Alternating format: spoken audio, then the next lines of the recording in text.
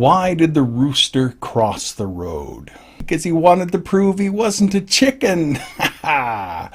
Welcome to the Big Comfy Chair. Today we're going to be taking a look at the brain and how the brain functions. And I want to start off by telling you a little story. The story begins with Susanna. She was hallucinating in the hospital. She wakes up to find that she's restrained. And there's a purple lady hovering over her. And Susanna becomes angry and paranoid, and she begins to pull the wires out of her head and notices that there's an orange band on her wrist that says flight risk. She felt like she was suffering from a demonic possession.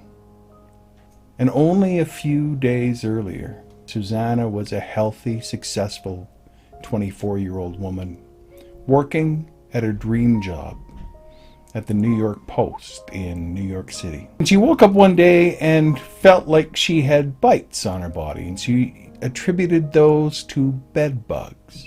The next day she was working and she was telling her friend about the bites. And the phone rang, and Susanna was horrified that her boss was on the other end because she had forgotten about a weekly meeting to pitch some stories.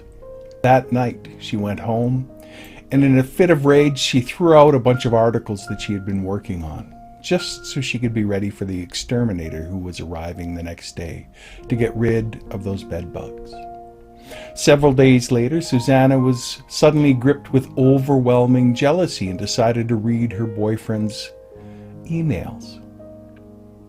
Later on, she felt incredibly guilty about all the paranoia that she was feeling. She went out with her boyfriend, and together they enjoyed an evening out for dinner and to a concert. But the next day she couldn't remember where she'd been or what she'd been doing. She decided that she was not feeling well, and so she went to the doctor. All the tests came back negative, but the doctor thought she maybe had mono. So she went home to her family. And while she was home with her family in Vermont, she became progressively worse. She was put on antipsychotic medication, and she went into seizures, and eventually ended up in the hospital. The next thing she knew, she was waking up. Several months had passed, and she was confused. And then she spent the next few weeks reconstructing what had happened, watching videos, interviewing people. And what had happened was she was the victim of a rare genetic disorder called anti-NMDA receptor autoimmune encephalitis. And she would have died if a doctor had not asked her to draw a clock face from memory.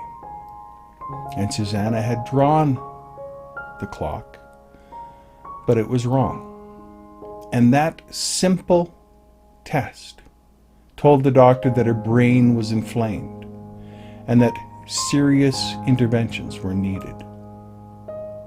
Susanna went on to write a book of her experience, and the name of the book was Brain on Fire. It's a wonderful description of how we sometimes forget that our mind is truly a wonderfully precise machine in the form of a balanced body-brain integration. Something we should always remember. You take care. Bye-bye.